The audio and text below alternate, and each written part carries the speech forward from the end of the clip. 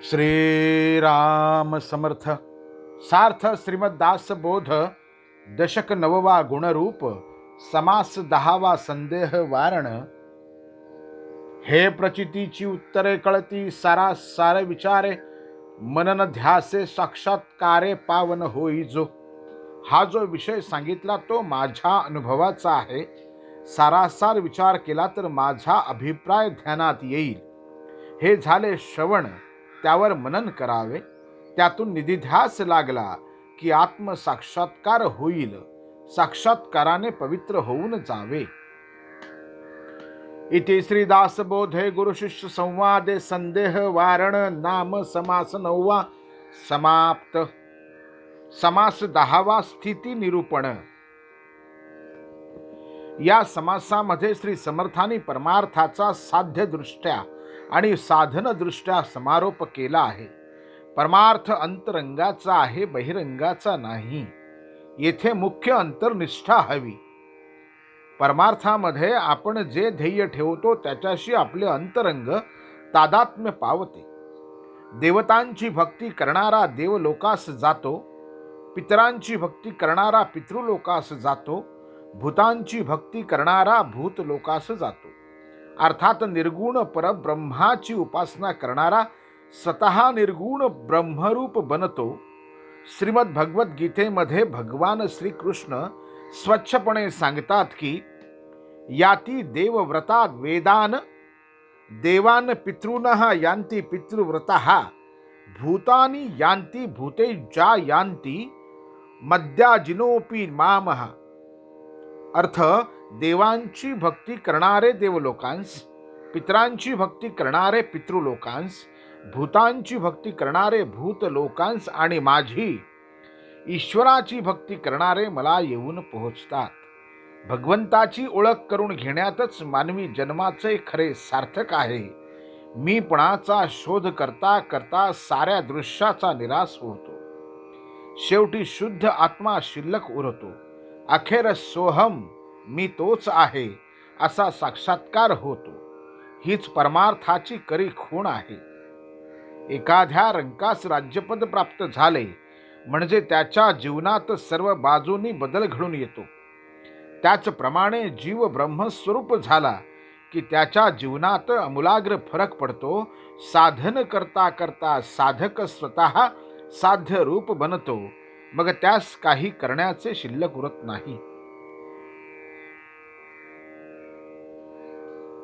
श्रीराम देवळामध्ये जगन्नायक आणि देवळावरी बैसला काक, परितो देवाहून अधिक म्हणून एकी। परमार्थाची परीक्षा अंतरंगावरून करायची असते। बाहेरच्या परिस्थितीवरून व्यक्तीच्या अंतरंगात काय अवस्था आहे हे सांगता येत नाही।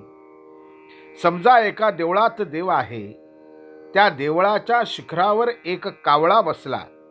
देवापेक्षा उंच जागेवर कावळा बसला म्हणून कावळा देवापेक्षा श्रेष्ठ आहे असे कोणी म्हणत नाही। सभा बैसली राजद्वारे आणि मरकट गेले स्तंभावरी, परिते सभेहून श्रेष्ठ चतुरी कैसे मानावे। समजा राजवाड्यात एक सभा भरली आहे। इतक्यात एक माकड सभा मंडपाच्या खांबावर चढून बसले। सभासद खाली बसलेले तर माकड वर बसलेले असते, पण शहाणे लोक त्या माकडाला सभासदांहून श्रेष्ठ मानित नाहीत।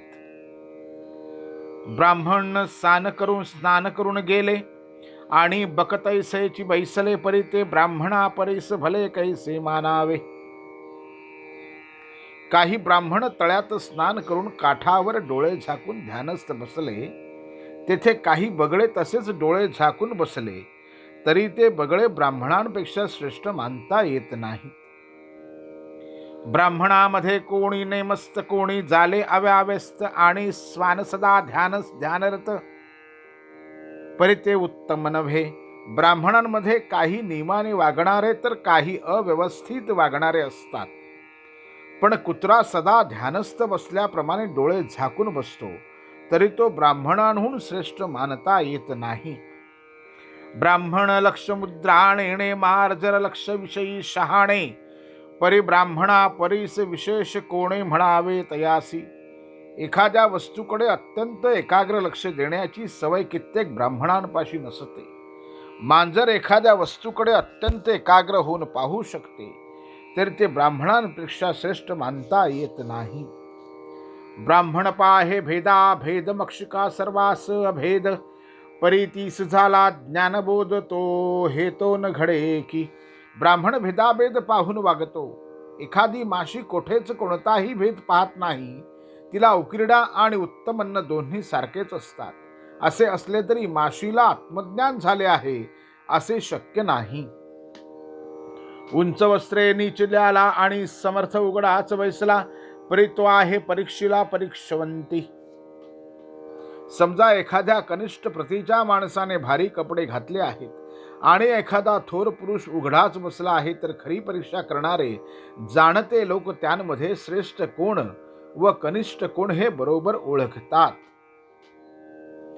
बाह्यात्कार केला अधिक परी तो अवघा लौकिक, येथे पाहिजे मुख्य एक अंतरनिष्ठा.